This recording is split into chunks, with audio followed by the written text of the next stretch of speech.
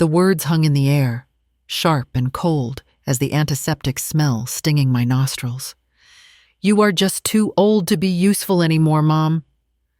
My daughter Lisa did not even look at me as she said it, her attention fixed on the laminated countertop where the admission forms for Pinewood Care lay waiting. Beside her, her husband, Tom, shifted his weight, his gaze fixed determinedly on a water stain blooming on the acoustic tile ceiling, useless. The word echoed in the cavernous silence of the lobby, a stark, ugly pronouncement delivered under the flickering fluorescent lights of this place that smelled of stale urine masked poorly by cheap pine cleaner. Pinewood Care. Even the name felt like a deliberate irony, conjuring images of healthy forests and fresh air, the exact opposite of the grim reality surrounding me. Cheap vinyl chairs lined the walls, some split at the seams. A television bolted high in one corner played a game show with the volume muted, the flashing colors ignored by the few residents slumped nearby, their faces vacant. This was where my 40 years as head nurse at Monroe County General Hospital had led me? To be declared useless and deposited in a low-budget facility by my own child? A wave of dizziness washed over me, not from the lingering effects of the cold that had landed me briefly in the hospital, but from the sheer shock, the brutal efficiency of my disposal. Lisa tapped her pen impatiently. "Sign here, Mom. We chose the basic package. It is perfectly adequate." Adequate. Another word that felt like a slap. My Medicare, earned over decades of dedicated service, could have afforded far better, but Lisa had already made the decision. She held the power now, thanks to the medical power of attorney I had signed just last year during that scare with pneumonia. "Just a precaution, Mom," she had said soothingly then, "so I can help manage things if you ever really need it." I had trusted her. I had signed the papers without a second thought, believing it was an act of love, of preparedness. Now that signature felt like a betrayal I had inflicted upon myself. A memory surfaced, sharp and unwelcome. My bustling ward at Monroe County General, the organized chaos, the competent hum of activity, the respect in the eyes of the junior nurses and doctors, the gratitude from patients and families. I had managed budgets, schedules, crises. I had overseen life and sometimes death with calm professionalism. I had been useful. More than useful, I had been essential. And now? Now I was just old. An inconvenience wrapped in a 78-year-old body, deemed unfit even to manage my own affairs after a simple respiratory infection. The contrast between that life and this moment, standing in this bleak lobby with my daughter impatiently waiting for me to sign away my remaining autonomy, was a physical ache in my chest. The hurt was profound, a deep, shattering wound inflicted by the person I loved most. But even through the fog of pain, the nurse in me was already observing, analyzing. The receptionist looked exhausted, her uniform slightly rumpled. The call bell panel behind her desk showed several lights, illuminated, unanswered. This place, I could already tell, was running on fumes. If you are listening to this story, thank you so much for being here. Let us know where you are joining us from in the world. And do not forget to subscribe to become part of our growing community. They settled me into a shared room on the second floor. My roommate, Eleanor, stared listlessly out the window, her eyes clouded by cataracts, and something deeper, perhaps resignation. The room was small, cramped, furnished with 2 narrow beds, 2 mismatched dressers, and a single armchair upholstered in a faded floral pattern.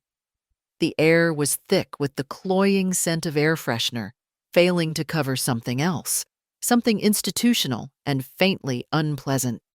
Lisa bustled around for a few minutes, unpacking the small suitcase she had brought.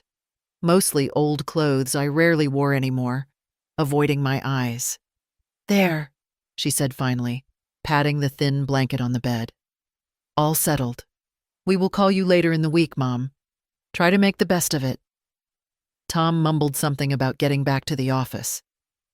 And then they were gone. The click of the closing door sounded unnaturally loud, sealing me into this new, unwanted reality.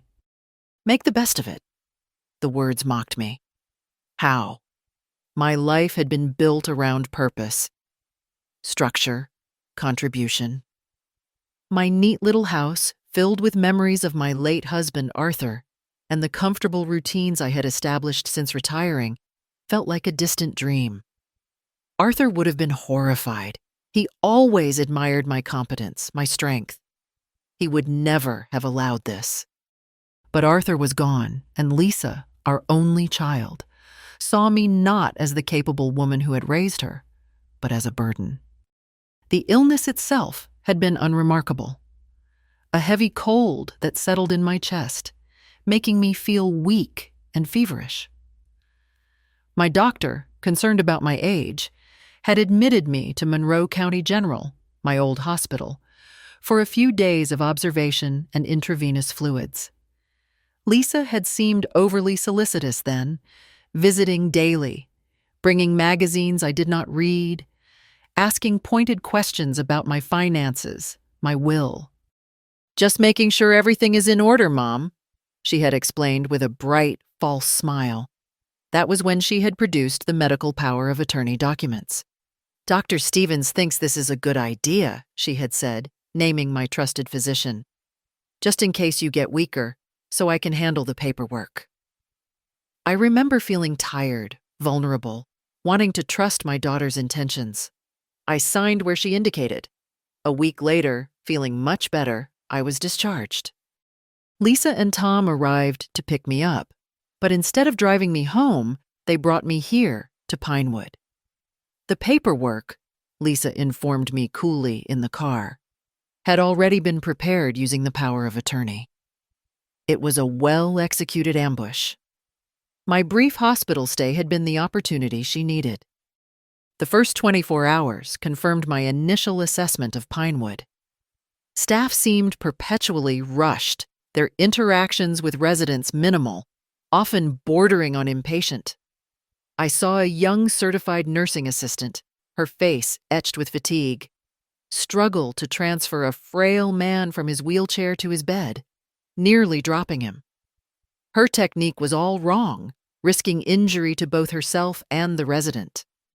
Call bells chimed incessantly, often going unanswered for 10, 15 minutes or longer. At lunchtime, trays were delivered with a clatter, the pureed food looking unappetizing, and collected just as quickly, whether the resident had eaten or not. I saw medications being dispensed from a cart in the hallway, pills dropped into little paper cups with alarming speed. Was anyone double-checking dosages, allergies, potential interactions? My old head nurse instincts screamed warnings.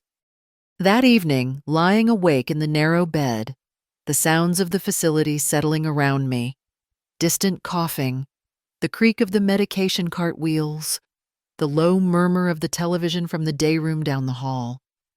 I felt a profound despair wash over me. This was it, my final chapter. Ignored, warehoused, waiting for the inevitable decline. Anger warred with helplessness. Lisa's betrayal cut deep. But the indignity of the situation, the sheer wrongness of this level of care, fueled a different kind of fire within me. Then I heard it, a faint, distressed cry from the room across the hall. "Help! Water!" followed by a series of weak coughs. I waited. 1 minute, 2, 5. No footsteps approached. No staff member responded. The call bell light for that room must have been on, unnoticed or ignored. Another cry, weaker this time. Something inside me snapped. Decades of training, of ingrained responsibility surged to the surface. I could lie here, drowning in self-pity and resentment, or I could be who I had always been, a nurse. Slowly, Carefully, I swung my legs out of bed. My own body felt stiff, unused to the thin mattress, but my mind was clear. I padded silently across the worn linoleum floor of my room, peered out into the dimly lit hallway. Empty. The nurse's station at the far end was deserted. The single night nurse was likely doing rounds on another floor or wing, stretched impossibly thin. Taking a deep breath, I slipped out of my room and crossed the hall. The door was slightly ajar. Inside, an elderly woman, tiny and bird-like, was struggling to sit up, reaching for a water pitcher on her bedside table, just beyond her grasp. Her face was flushed, her breathing shallow. "Hello?" I whispered, stepping inside. "Are you all right?" She startled, her eyes wide with fear that quickly turned to relief. "Water," she rasped. "So thirsty." I quickly poured her a glass of water from the pitcher, holding it steady while she sipped greedily. I noticed her skin felt warm, dry. Dehydration, likely. Common, but dangerous if ignored. I helped her settle back against her pillows, adjusted her thin blanket. "Is there anything else?" I asked quietly. She shook her head, her breathing already easing slightly. "Thank you," she whispered, her eyes drifting closed. "Nobody came." I stayed for a moment, watching her breathe, ensuring she was comfortable. Then, just as silently, I slipped back across the hall to my own room. My heart was pounding, not from fear of being caught, but from a resurgence of something I thought I had lost: purpose. Lisa might think I was useless. Pinewood might be designed for passive existence, but I was still Virginia Callahan, registered nurse. And I would not stand by and do nothing while people suffered due to neglect. It was not in my nature. The decision solidified within me, quiet, but absolute. I would not cause trouble. I would not make demands. But I would observe. I would listen. And where I could, safely and discreetly, I would help. The night shift, I realized, was where the real danger lay, when the skeleton crew was overwhelmed. And I knew, even then, I would not be sleeping soundly anymore. My watch had begun. The following weeks settled into a strange, clandestine routine. By day, I was just another resident, participating quietly in the mundane activities: listless bingo games, afternoons spent staring at the unchanging view from the window, bland meals in the communal dining room. I made polite conversation with other residents, listened to their stories, their complaints, their quiet resignations. But my nurse's eyes and ears were always working, cataloging the small, everyday failures of the system.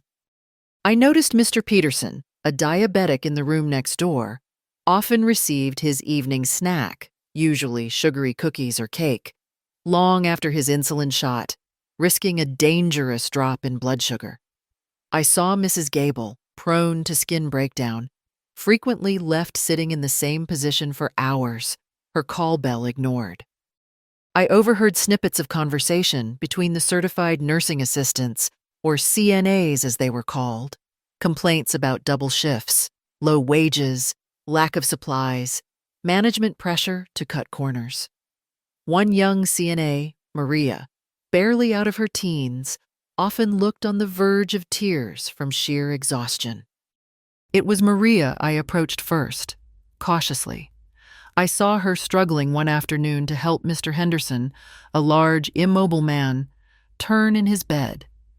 She was using pure muscle, her back straining, while he groaned in discomfort. Waiting until her supervisor was out of sight, I stepped closer. "Excuse me, dear," I said softly. "May I offer a suggestion?" She looked startled, then suspicious. I kept my voice gentle, professional. "If you use the draw sheet and roll him towards you first, using your body weight as a counterbalance, it puts less strain on your back and is much more comfortable for him." like this.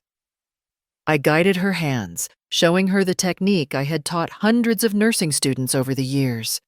She tried it, her eyes widening in surprise as Mr. Henderson shifted easily, without protest. "Wow," she breathed. "That was easier." "Thank you, Mrs. Callahan." "Just Virginia, dear," I said with a small smile. 40 years in nursing teaches you a few tricks." After that, Maria sometimes sought me out with hesitant questions. "Virginia, Mrs. Gable's skin looks red here. Should I put cream on it?" Or, "Mr. Peterson seems confused today, more than usual. Should I tell the nurse?" I offered quiet advice, careful not to overstep, always framing it as shared observation. "Yes, definitely report the confusion, Maria. Note the time you first observed it. And good catch on Mrs. Gable's skin. Elevation with a pillow might help too." I felt a flicker of my old self, the mentor, the teacher. My nights became my true domain. Sleep came in short, restless bursts. I learned the rhythm of the night shift. The long stretches of silence punctuated by call bells, the single nurse's harried footsteps echoing down the hall as she tried to attend to the most urgent needs among 40 residents. More often than not, I found myself slipping out of bed, a sip of water for Mrs. Rossi, whose arthritis made lifting the pitcher difficult, adjusting the blankets for Mr. Chen, who always seemed cold. Sitting for a few minutes with Eleanor, my roommate, when she woke from a nightmare, offering quiet reassurance until she drifted back to sleep. I learned to be discreet. I wore soft slippers, moved quietly, always listening for the approach of the night nurse. Sometimes she would find me in another resident's room. The first time she looked annoyed. "Mrs. Callahan, you should be in bed." "I know, dear," I said calmly, holding a glass of water I had just fetched for my neighbor. "Mr. Abernathy was very thirsty, and his call light has been on for quite a while. I am sure you were busy." I met her gaze directly, without challenge, but without apology either. She hesitated, then sighed, the fatigue evident on her face. "Just be careful," she mumbled, turning away to answer another insistent bell. She never reported me. Perhaps she recognized I was alleviating her burden, not adding to it. I started keeping a small notebook, tucked under my mattress. Not as evidence, not initially, but as a way to organize my thoughts, my observations. Dates, times, incidents. Medication delivered late. A resident found soiled and crying. Concerns about specific residents' changing conditions. It was force of habit, the meticulous record-keeping of a nurse. Who knew if it would ever be useful? But it felt necessary. The phone calls with Lisa were strained, infrequent. She would ask superficial questions. "Are you comfortable? Is the food okay?" I tried once or twice to gently broach the subject of the understaffing, the unanswered call bells. "Oh, Mom," she sighed impatiently. "All nursing homes are like that. You are expecting hospital standards. Just try to relax." Relax. How could I relax when I saw potential danger at every turn? Her dismissal only strengthened my resolve to do what I could within Pinewood's walls. My value, my usefulness, would have to be found here, created by me, because it was clear my own daughter no longer saw it. This quiet, secret work became my purpose, my small rebellion against being discarded. Then about 2 months into my stay, a new resident arrived. Martha Riley. She was 82, sharp-witted despite her physical frailty. She was recovering from a hip fracture, and possessed a dry sense of humor that immediately appealed to me. She was moved into the private room across the hall that had recently become vacant. We struck up conversations in the hallway, then in the dreary day room. We discovered a shared love for classic films and gardening. Martha had been a librarian before retiring, and her mind was still incredibly sharp. Unlike many residents who seemed lost in a fog of medication or dementia, Martha was alert, observant, and just as critical of Pinewood's shortcomings as I was, though less vocal about it. Her son, David, handled her admission. I watched him from a distance. He had an air of quiet intensity about him, asking pointed questions of the admissions director, Mr. Harrison, inspecting the room thoroughly, his eyes missing nothing. He seemed professional, knowledgeable, and deeply devoted to his mother. I overheard him reassuring Martha as he left. "I will be checking in constantly, Mom. You call me any time, about anything, and remember what we talked about." Martha just nodded, a knowing look in her eyes. David left a few personal items to make the room feel more like home. Among them was a sleek, modern digital clock he placed on her bedside table. "So you always know the time, Mom," he said with a smile. It looked rather new, perhaps a bit incongruous with her other, older belongings, but I thought nothing more of it at the time. Just a son trying to make his mother comfortable. Martha and I quickly became friends, allies in a way.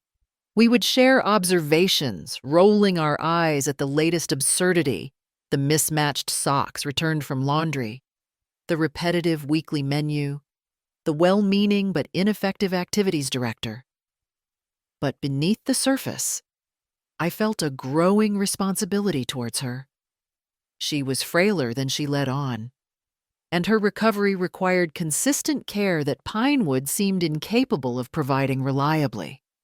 One night, perhaps a week after Martha's arrival, I was awakened by a noise from her room. Not a cry for help, but a choked, gasping sound. Instantly alert, I slipped out of bed and hurried across the hall. The door was slightly ajar. Martha was struggling to sit up, her face pale, her lips tinged with blue. She was having difficulty breathing. Her call bell was on, but as usual, there was no immediate response. My training took over. "Martha, stay calm," I said, my voice low but firm, trying not to alarm her further. I quickly helped her into a high Fowler's position, propping her up with pillows to ease the pressure on her chest. "Try to take slow, deep breaths." The night nurse, whose name I had learned was Brenda, was notoriously slow, often overwhelmed, covering 2 floors by herself. I knew we could not wait. I scanned the room. No oxygen tank, standard for this level of basic care facility. "Are you in pain?" I asked. She shook her head, her hand fluttering weakly towards her chest. Just then, Maria, the young CNA I had helped before, rushed in, looking flustered. "I heard something. What is wrong?" "She is having trouble breathing," I explained quickly, staying calm to keep both Martha and Maria from panicking. "Help me keep her sitting upright. Did you call Brenda?" "Yes, she is on her way. She was on the 3rd floor," Maria stammered, her eyes wide with fear. "Okay," I said, my voice steady. "Maria, do you know how to take her pulse and respiration rate accurately? Quickly now." Maria nodded, fumbling slightly with Martha's wrist. I watched her count, murmuring encouragement. "Good. Now watch her chest rise and fall for a full minute. Tell me the rate." While Maria focused on that, I spoke soothingly to Martha, wiping her brow with a cool cloth I found on the bedside table. By the time Nurse Brenda arrived, breathless and stressed a few minutes later, I was able to give her a concise report. Onset approximately 5 minutes ago, sudden shortness of breath, no reported pain, current respiration rate 28, pulse 1 in 10, skin cool and pale. Slight cyanosis noted around lips initially, improved slightly with upright positioning. Brenda, to her credit, assessed Martha quickly, listened to her lungs, and agreed with the positioning. "Good work, Virginia," she said, sounding genuinely grateful for once. "I will call her doctor for orders. Maria, stay with her." As the immediate crisis passed and Brenda got on the phone, I slipped back to my room, my adrenaline slowly subsiding. I had acted purely on instinct, doing what needed to be done. It did not occur to me until much later, lying in bed, that the entire incident, the gasping, my arrival, my instructions to Maria, Brenda's late appearance, had likely unfolded directly in front of that new, modern digital clock on Martha's bedside table.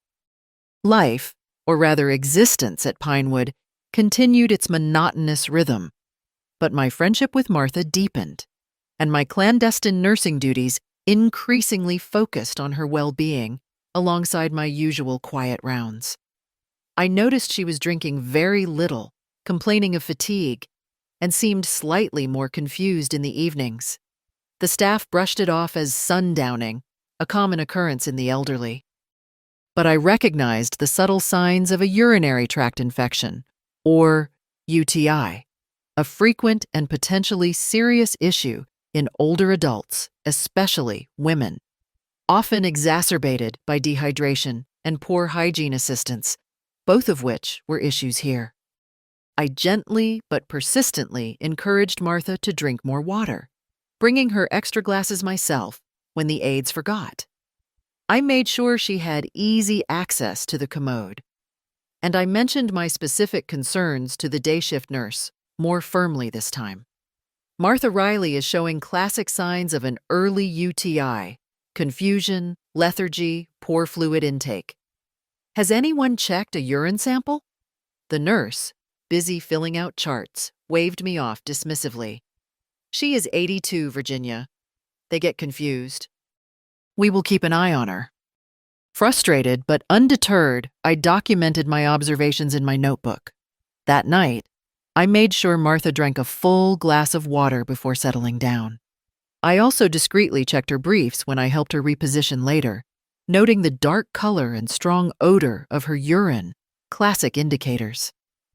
The next morning, I approached the different day nurse, presented my timed observations, and insisted more forcefully, "You need to get a urine culture ordered for Martha Riley. Her confusion is worsening, and her urine indicates infection." Perhaps it was my persistence or the detailed notes I showed her, but this nurse finally sighed and agreed to call the doctor.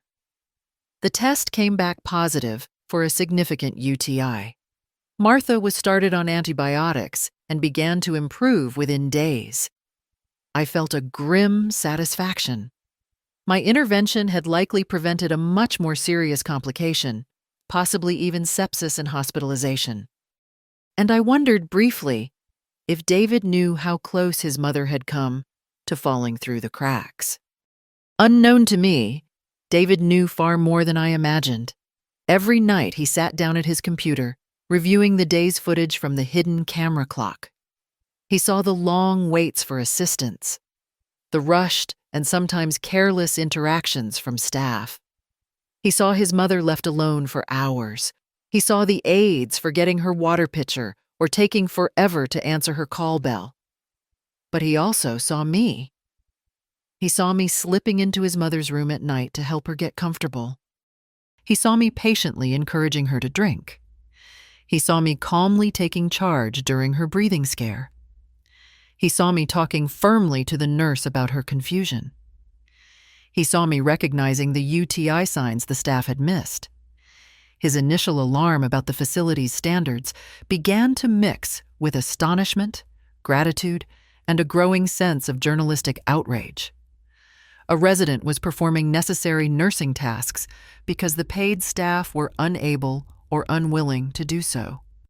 It was a story, a potentially explosive one, but it was also his mother's well-being at stake. And a quiet, unassuming retired nurse seemed to be her guardian angel. My increased involvement did not go entirely unnoticed. Maria continued to be appreciative, sometimes asking for my opinion quietly. Nurse Brenda gave me nods of weary acknowledgement.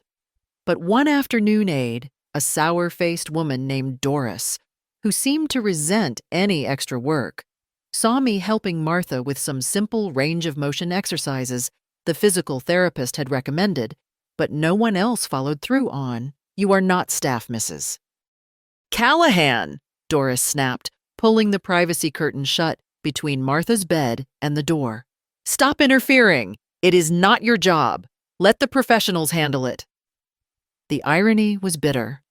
If the professionals were handling it adequately, I would not need to interfere.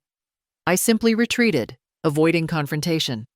But I did not stop my quiet assistance when Doris was not around. Lisa visited again, a whirlwind of superficial chatter and complaints about the rising cost of gasoline. She brought a gossip magazine and a bag of hard candies I could not eat. She found me sitting with Martha in the day room, helping her with a crossword puzzle. "Oh, good," Lisa said brightly. "You have made a friend. See? It is not so bad here."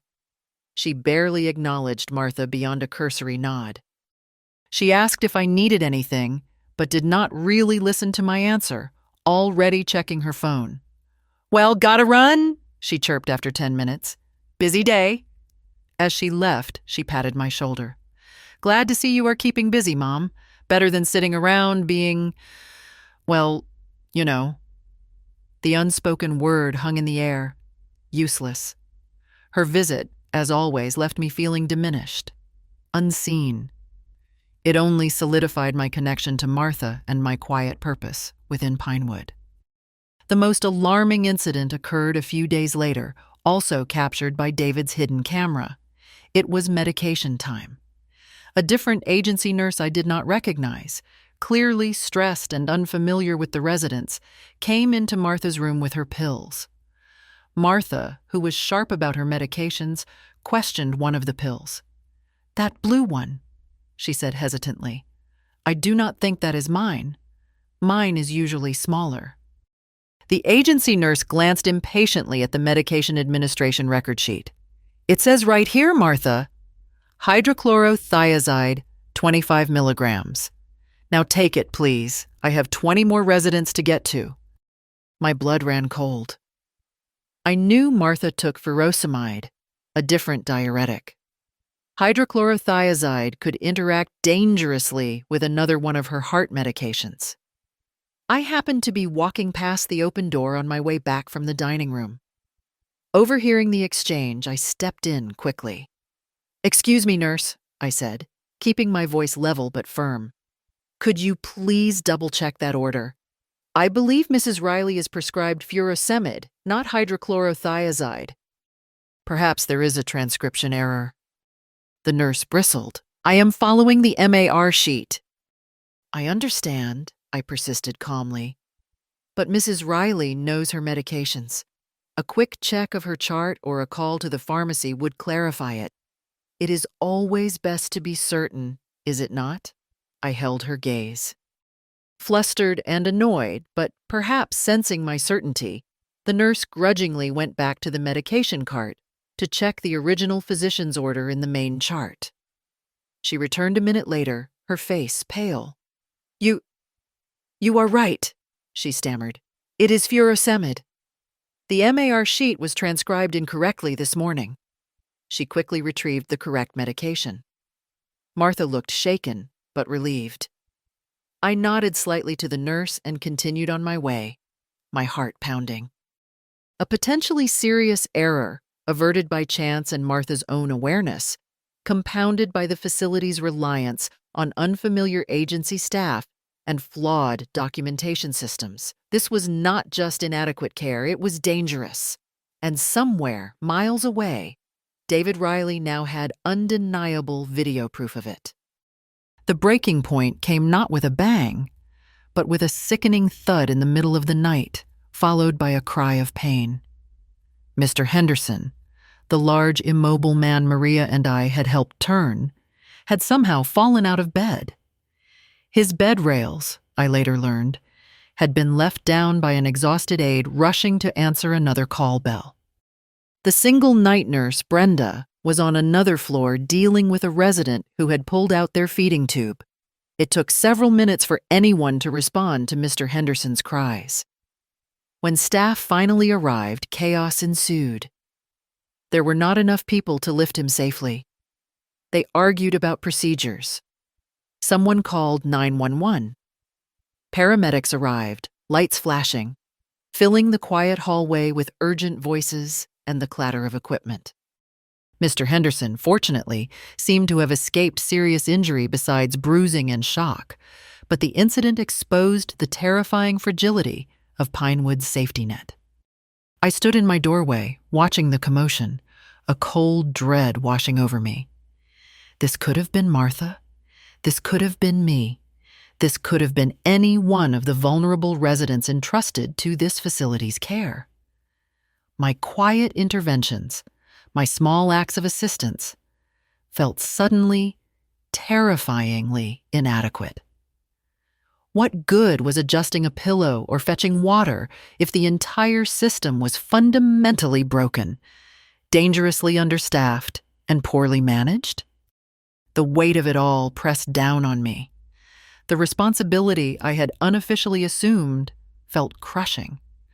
The constant vigilance, the sleepless nights, the risk of being reprimanded, the knowledge of dangers lurking just beneath the surface. It was exhausting. For the first time since arriving at Pinewood, I felt truly hopeless.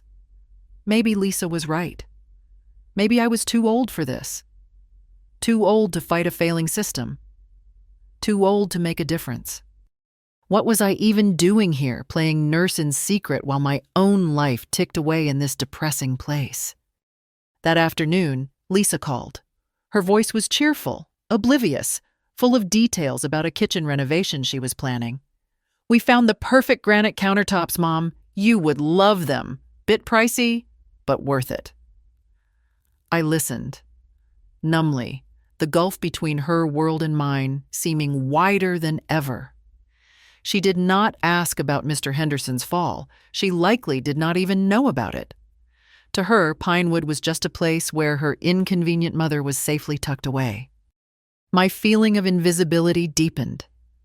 Discarded by family, trapped in a negligent institution, my efforts seemingly futile against the tide of indifference. This was my dark night.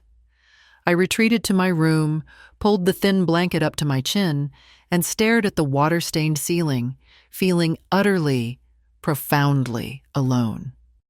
But even in the depths of that despair, a tiny ember of defiance still glowed. The nurse in me, the woman who had managed crises and advocated for patients for 40 years, refused to be completely extinguished. Giving up was not in my nature. Lying there, staring at the ceiling, a new resolve began to form. My quiet interventions were not enough. Documenting in my secret notebook was not enough. Someone with authority needed to know the full extent of the risks here. I decided I would request a formal meeting with the director of nursing, perhaps even Mr. Harrison, the overall administrator.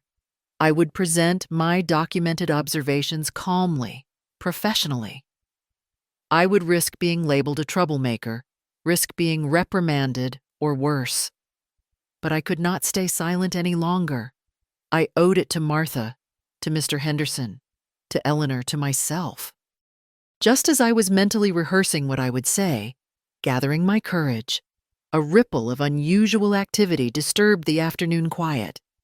Staff members were whispering, looking anxious. Maria hurried past my door, her eyes wide. "There is a mandatory meeting," she whispered quickly when she saw me.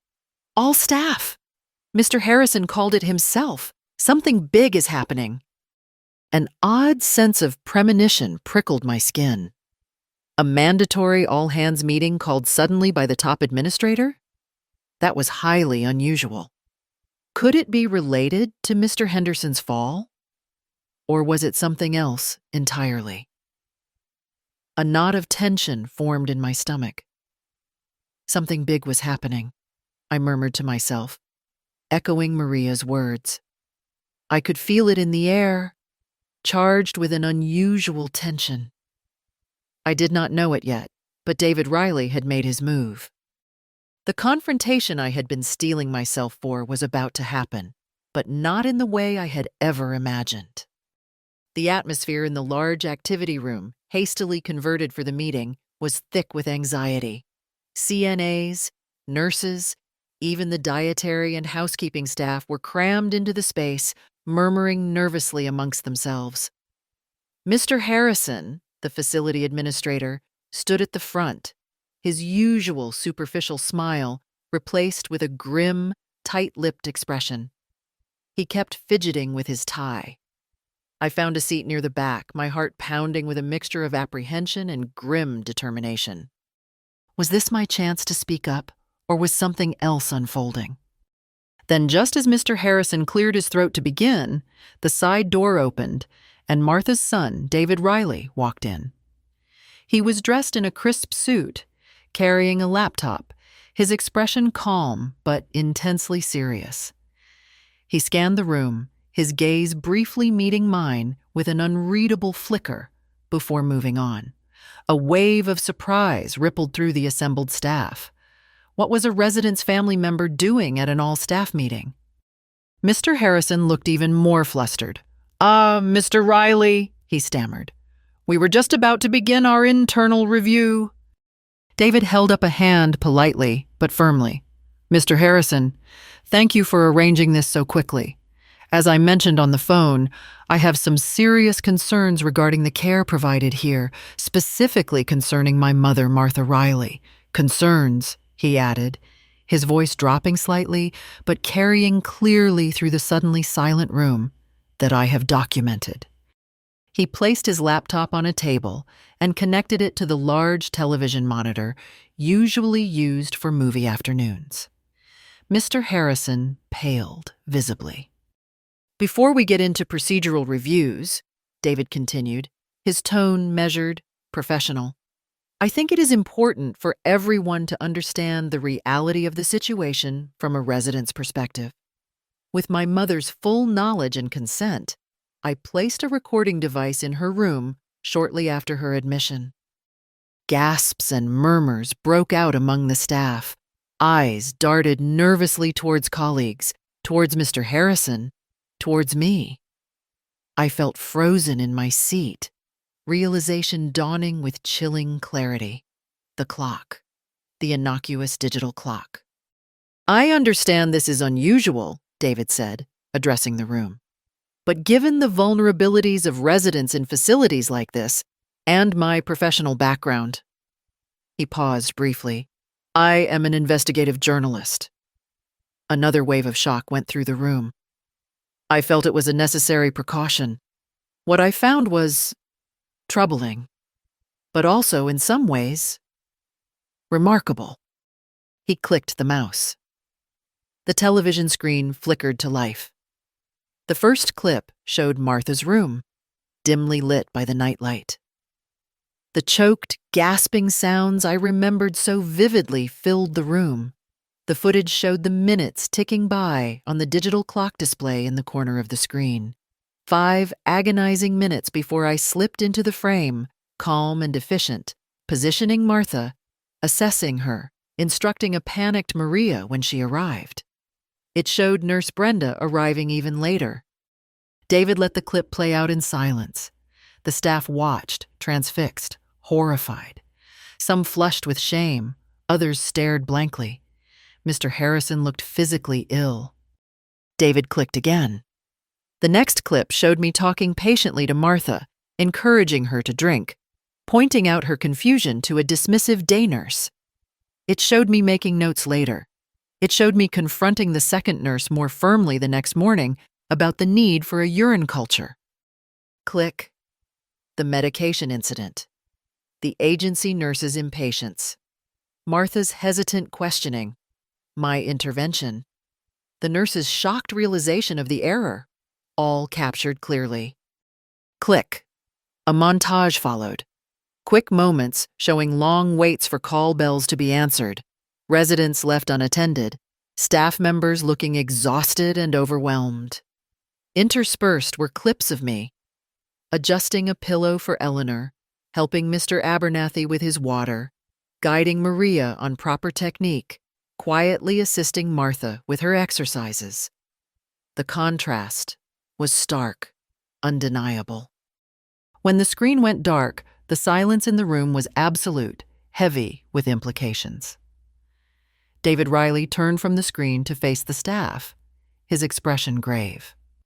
"What you have just seen," he said, his voice resonating with quiet authority, "demonstrates significant lapses in care due to apparent understaffing and possibly inadequate training or supervision.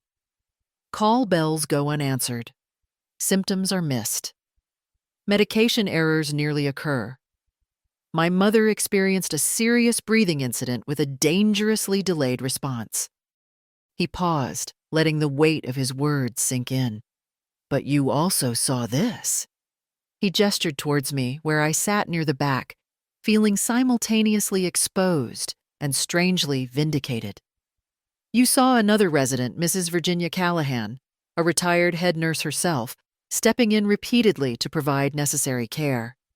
You saw her recognize critical symptoms, prevent a medication error, guide your own staff during an emergency. She did this quietly, without authority, likely putting herself at risk of reprimand." He turned his gaze directly to Mr. Harrison, whose face was now ashen. "My question, Mr. Harrison, is this. How did Pinewood Care allow a situation to develop where a 78-year-old resident felt compelled, out of basic human decency and professional ethics, to perform the duties of trained nursing staff simply to ensure the safety and well-being of her neighbors, including my mother?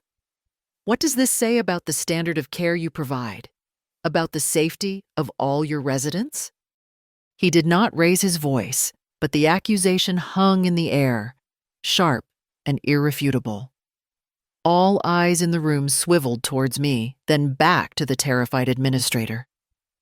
The power dynamic in the room had shifted entirely. My secret life at Pinewood was secret no more. The climax had arrived, brought about not by my own cautious plan, but by the unexpected intervention of a hidden camera and a determined son. Mr. Harrison opened his mouth, but no sound came out. He was cornered, exposed, facing a potential scandal, lawsuits, and the loss of his facility's license, all instigated by the irrefutable evidence presented by an investigative journalist whose mother's care had depended on the quiet actions of the useless old woman sitting in the back row. Mr. Harrison, scrambling for control, quickly stammered, "This meeting is adjourned. Essential staff remain. Mr. Riley, Mrs. Callahan, please join me in my office." The abrupt dismissal sent a wave of confused and anxious staff shuffling out of the room, whispering amongst themselves.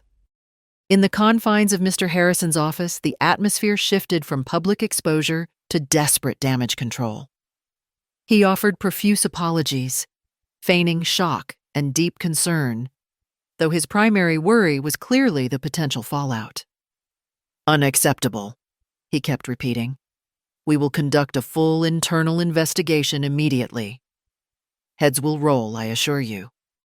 David Riley remained impassive. "Mr. Harrison," he interjected calmly, "while accountability is important, my primary concern is immediate and sustained improvement in care for my mother and all residents. Investigations are useful, but action is required now. What concrete steps will you take, starting today?" Facing David's steady gaze and the implicit threat of public exposure, Harrison changed tactics. He started talking about hiring initiatives, mandatory retraining, improved supervision. Then, his eyes landed on me. An idea seemed to dawn, a way to potentially appease David, manage the situation, and perhaps even benefit the facility. "Mrs. Callahan," he said, turning to me, his voice suddenly laced with newfound respect. "Your initiative, while unorthodox, clearly demonstrates your expertise. Your experience is invaluable. Pinewood would be honored if you would consider consulting with us, perhaps leading some practical training sessions for our CNAs, focusing on resident observation, safe techniques, recognizing warning signs. We would, of course, offer a stipend for your time and expertise." He mentioned a figure, modest but not insignificant. "Enough," he added pointedly, to perhaps arrange for more comfortable private accommodations here at Pinewood. I listened, processing the offer. It was born of desperation, a way for Harrison to save face and potentially prevent David from going public. But it was also an opportunity, a chance to influence care directly, to implement changes I knew were desperately needed, a chance to have my skills recognized and utilized again. And yes, the thought of a private room, paid for by my own efforts, was appealing. I met David's eyes. He gave a slight, almost imperceptible nod, indicating he supported the idea. I turned back to Harrison. "Mr. Harrison," I said, my voice steady, "I appreciate the offer. I might consider it, but my agreement would be conditional." I listed my terms: immediate hiring of at least 4 additional CNAs, split between day and night shifts, mandatory weekly skills workshops for all aides, focusing on basics like transfers, hygiene, and recognizing changes in condition, a formal review and overhaul of the medication administration protocol, and regular, unannounced checks by the director of nursing on all shifts. If Pinewood is serious about improving care, I concluded, these are non-negotiable starting points. Harrison, seeing this as his best way out, agreed readily. "Absolutely, Mrs. Callahan. Consider it done." David spoke again. "Mr. Harrison, I will require weekly updates on the implementation of these changes. I have agreed to withhold publishing my findings for now, pending demonstrable and sustained improvement. But I assure you I will be monitoring the situation very closely. My mother's continued safety, and the safety of everyone here, depends on it." His message was clear. This was not forgiveness, but probation. News of the dramatic meeting, David's evidence, and my unexpected new role spread through Pinewood like wildfire. The atmosphere shifted perceptibly. There was a newfound respect in the eyes of most staff members, particularly Maria and Nurse Brenda. Even Doris, the sour aide, seemed to avoid me rather than confront me. Management scrambled to implement the promised changes, suddenly finding budget for new hires and training sessions. I started small, observing the existing orientation for new CNAs, offering suggestions. I talked with Martha, explaining everything that had happened. She squeezed my hand, her eyes shining with gratitude. "I knew you were special, Virginia," she said. "My David, he knows how to get things done, does he not?" We shared a smile, a silent acknowledgement of the strange turn of events. A few weeks later, Lisa arrived for one of her infrequent visits. She walked down the hall towards my old shared room, then stopped short, seeing me standing in the doorway of the newly vacant private room across the hall, the one Martha had previously occupied before moving closer to the main nurses' station at her request. My few belongings were neatly arranged inside. I was just finishing a conversation with 2 new CNAs, demonstrating how to properly position pillows to prevent pressure sores. Lisa stared, her mouth slightly agape. "Mom, what are you doing in this room? And are you working?" I turned to face her, feeling a calm certainty I had not felt in her presence for a long time. "Hello, Lisa. This is my new room. And yes, in a way, I am working. Pinewood has asked me to consult on their staff training. They provide a stipend." Lisa looked utterly bewildered, her carefully constructed narrative of her helpless, useless mother crumbling before her eyes. "But how? Why?" There was confusion in her voice, perhaps disbelief, maybe even a flicker of resentment that I had found value and purpose without her, despite her. I invited her inside the room, closing the door behind us. I did not offer explanations of the meeting, the camera, or David Riley. That was not her business. This was about us. "Lisa," I began, my voice quiet but firm, I appreciate you managing my affairs when I was unwell after my cold. But as you can see, I am perfectly capable now. I am managing my own responsibilities here, and I am earning my own way for these improved accommodations. I met her gaze directly. Therefore, I need you to relinquish the medical power of attorney you hold, and I need you to return full control of my financial accounts to me. I will manage my own care decisions and expenses from now on. I stated it simply as an established fact, not a request. Lisa blinked, processing my words. The surprise on her face slowly gave way to a grudging acceptance. Perhaps she saw the competence in my eyes, the quiet authority in my stance. Perhaps she realized she could no longer maintain the fiction of my dependency. There was no tearful apology, no dramatic reconciliation. It was not about forgiveness, not yet anyway. It was about reclaiming what was rightfully mine, my autonomy. "All right, Mom," she said finally, her voice subdued. I will contact the lawyer." The power dynamic between us had irrevocably shifted. Later that afternoon, I sat with Martha in a small, sunny alcove off the main hallway. A place we had discovered offered a bit more peace than the noisy day room. My new room was comfortable, my consultancy work was challenging but fulfilling, and the changes at Pinewood, while slow, were tangible.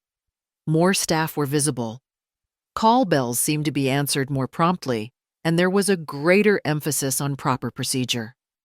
Martha patted my hand. "You did good, Virginia. You really did." I looked out the window at the small patch of garden struggling to bloom outside. They thought I was too old to be useful, I reflected quietly. Lisa thought it. The management here thought it, maybe, I admitted softly. Even I started to believe it for a moment when I first arrived. I looked down at my hands, 78 years old, wrinkled and spotted, but still capable. Hands that had swaddled newborns, comforted the dying, managed complex procedures, and, most recently, steadied a glass of water for a thirsty neighbor, positioned a struggling woman to help her breathe, and insisted on a life-saving test. "But you never stop being a nurse, Martha," I said, a quiet certainty settling deep within me. "Never. It is not just a job, it is who you are. You just find new ways to care, even if the first person you need to care for and advocate for is yourself." And in that moment, surrounded by the flawed but improving reality of Pinewood care, I felt not useless, but whole. I had found my way back to myself.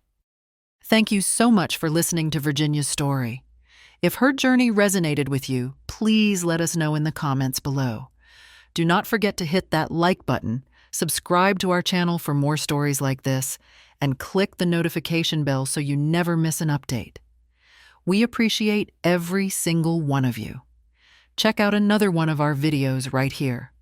Until next time, take care.